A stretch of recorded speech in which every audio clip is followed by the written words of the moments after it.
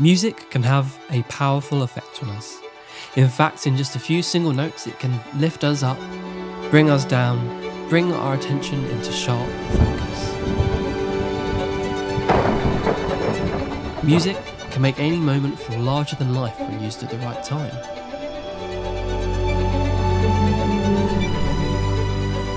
I want you to picture this, maybe even close your eyes. It's a beautiful sunny morning, you've gotten up early and you're going to your favourite place in the whole wide world. There it is, the main entrance, and as you walk closer your heart starts beating even harder. You take a deep breath and...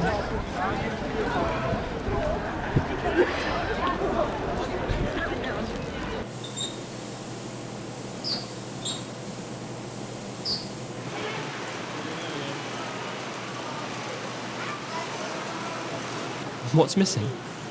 It's the lifeblood of a theme park, its soul, it's the music. Music is a wonderful tool.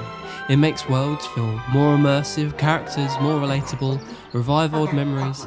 However, like all tools, is there a time and a place? For instance, omitting the music, saving it right for that perfect moment. So let's look at the past, the present, and the future of music in theme parks.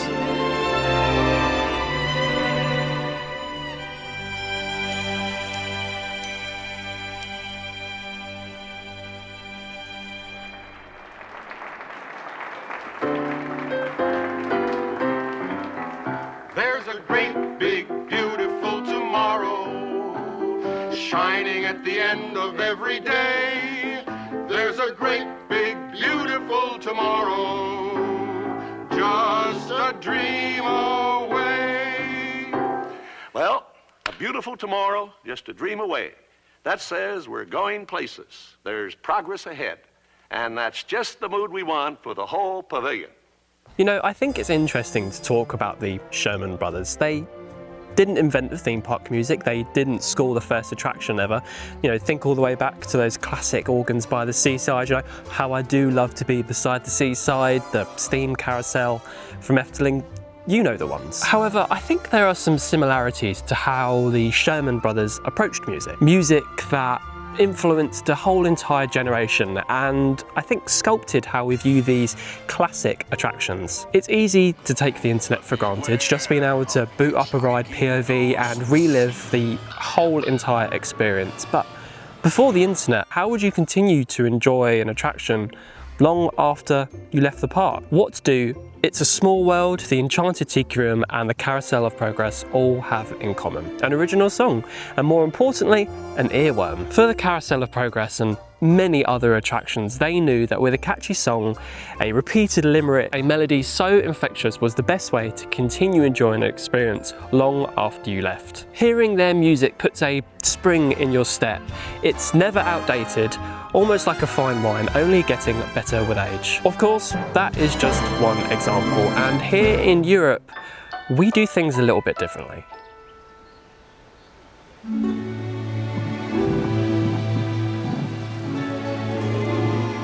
This is Het Sprookjesbos, the fairy tale forest, at Efteling in the Netherlands. A beautiful walkthrough where famous tales come to life. But what's a fairy tale without its song?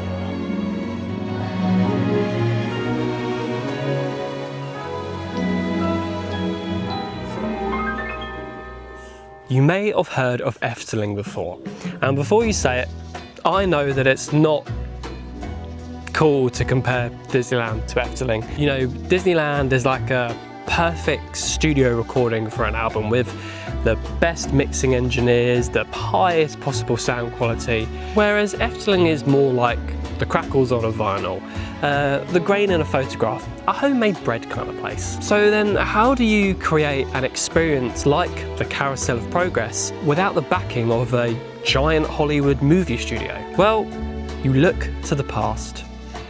Do you know who Bert Kaempfer is?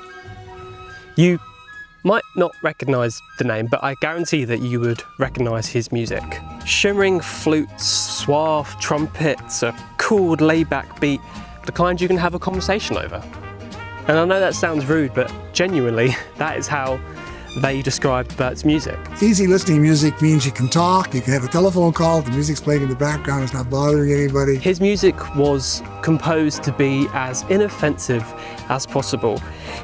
Easy listening, the background music to your day. Surely not the kind of composer you would want to soundtrack your attraction, right?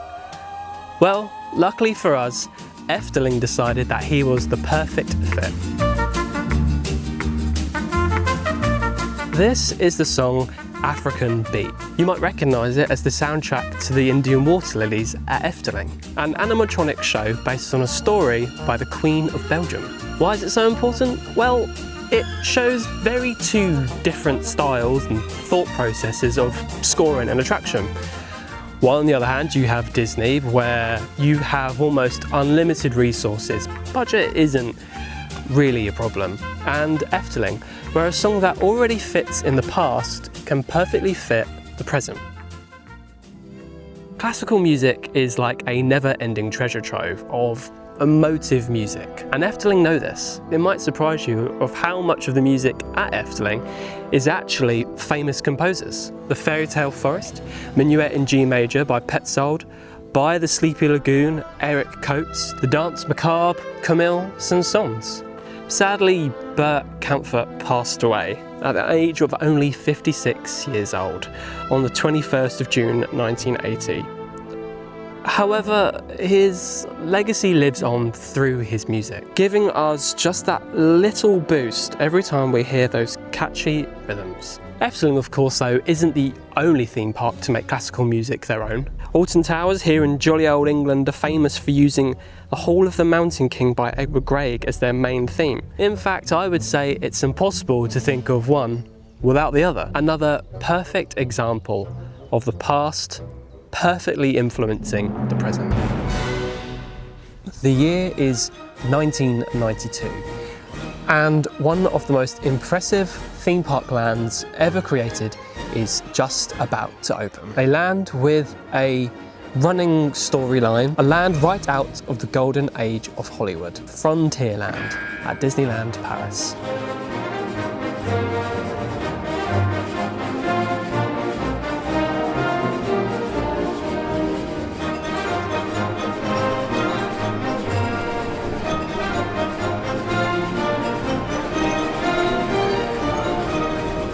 So what do you do with your brand new land? What composer could Disney possibly hire to create a score that embodies every Western epic? Interestingly enough, Imagineers chose not to give Frontierland an original score. Strange decision, right? But I can see their thinking. Frontierland is a love letter to Western epics. So why mess with the genre? Instead of original music, we have the scores of Western's past fill in the air like a warm summer's evening. And in my opinion, it is just a perfect combination. The surrounding area of a theme park sets the scene for the experiences inside. And there's no better way than playing on our collective memory and nostalgia for specifically Westerns to precondition our hearts. See, this just shows how important a background music loop really is. Perfectly transitioning from one area to another, never being too loud, never hearing conflicting melodies. You forget that all these tiny little details are painstakingly researched and developed by the Imagineers. Where to place speakers, how can you hide them so that they don't break the illusion for guests. As you walk from Big Thunder Mountain to Phantom Manor, you never notice the music changing. As soon as you're at the threshold of Phantom Manor, you suddenly realise the entire atmosphere has changed, from spaghetti western to a now very somber tone, moving into the queue line, changing the intensity and mood during the line to better suit the story. So much work for the atmosphere of an attraction is done before you even step into a ride vehicle. This is a power that only music has.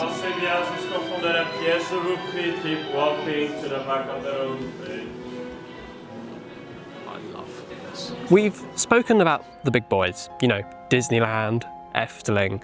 These parks have it easy, right? They're humongous parks with millions of international guests, sprawling landscapes with perfectly positioned vistas as far as the eye can see. But what if space was at a premium, but compromise was absolutely not on the table? What if your name was Phantasialand and you wanted to create totally bespoke lands with no IP and 100% original scores? Who are you gonna call? I'm a score.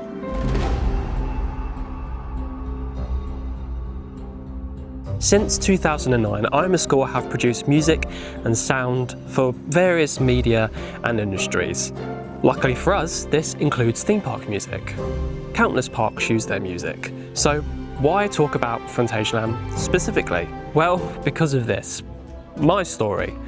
Because of Chapas. You know, whilst I was young, I would always visit the Merlin parks, you know, Alton Towers, Thorpe Park, Chessington, and I was obsessed with roller coasters. You know, I even recorded a few POVs back in the day. But eventually I kind of fell out of love with theme parks in general. Until one day during COVID, a POV of Chapas was recommended to me. And I was hooked. I had no idea that anything had like this kind of like soundtrack or this kind of theme in, and since then I've been like obsessed with it and just like desperate to go on it. And well, now's the time. And, oh, it's so worth it. It's gonna be amazing.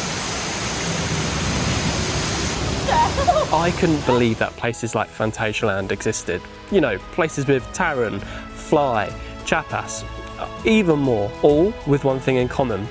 I'm a Score. World of Thrills only exists because of that Chapas POV, trying to recreate that sense of pure wonder. So what is the future of Symphony and theme parks? To look to the soundtrack of the future, we first need to look a long time ago, in a galaxy far, far away.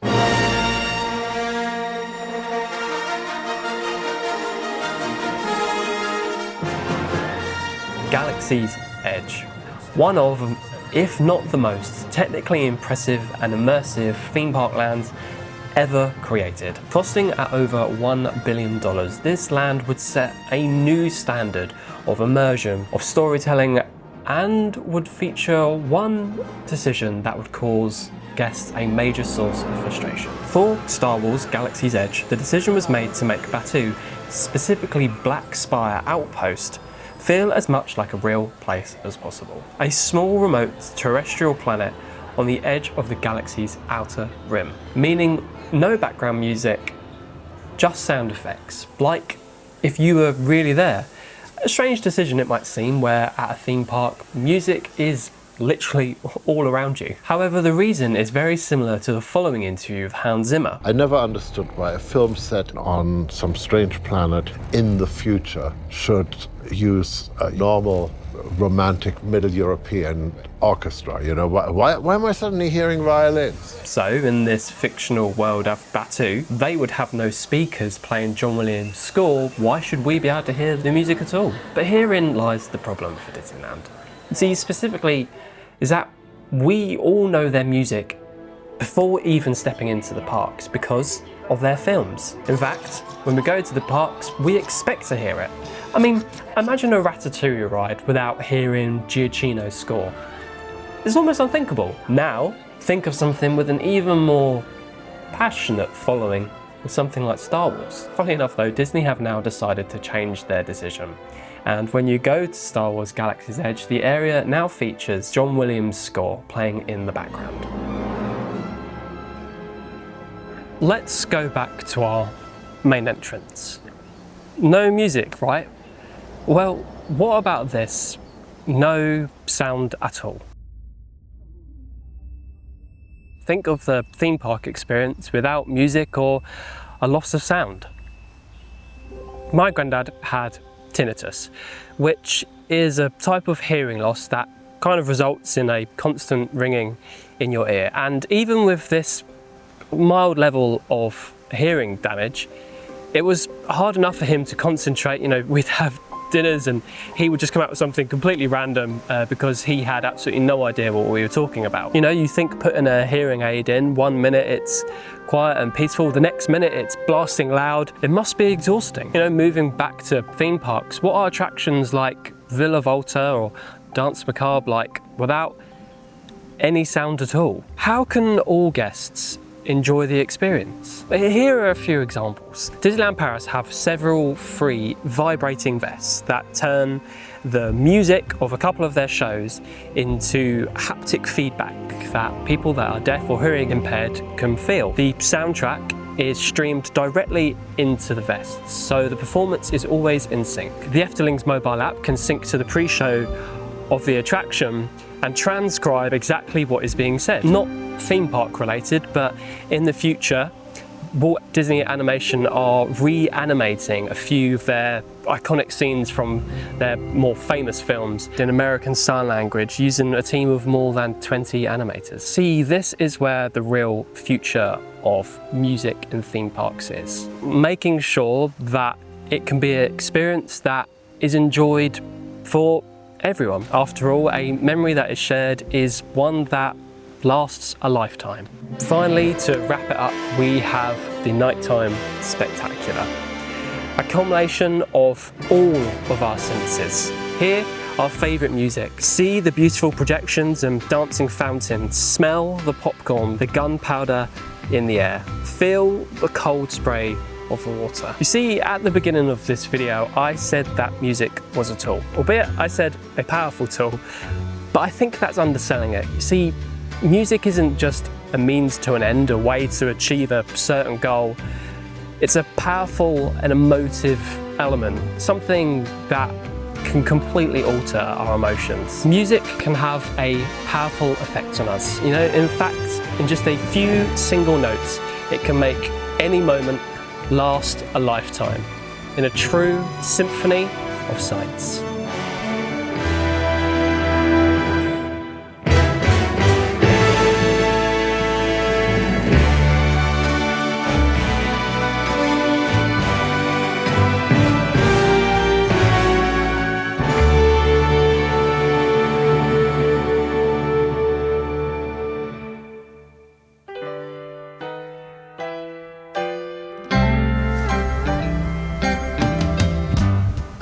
Well, I hope you've liked this video about music at theme parks. You know, it was quite difficult to make something that wasn't just kind of like a top 10. I wanted it to be, you know, you'd watch it and maybe think, oh yeah, that reminds me of, you know, when I was younger, I went here and then made a memory for life. So if you like music at theme parks, then you are absolutely going to love this attraction called the Danse Macabre Efteling.